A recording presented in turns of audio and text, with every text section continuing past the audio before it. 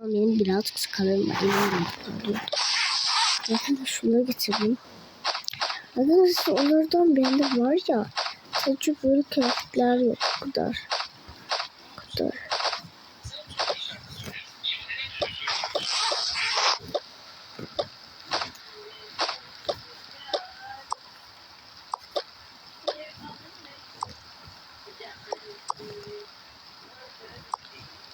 Şöyle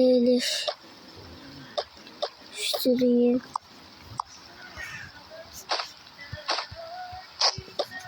Şöyle tamam. Peki ben iyileştirdim üstülüğümü. Arkadaşlar burada ben de. Kısa neyse. Uyuyorlar işte birlikte böyle. Sağ olsun arkadaşlar. Getiririm. Sağ olsun arkadaşlar. Bizimse beğendiniz mi? Evet arkadaşlar. Şimdi buraya nasıl bekler misiniz? Abone olun. Bye bye.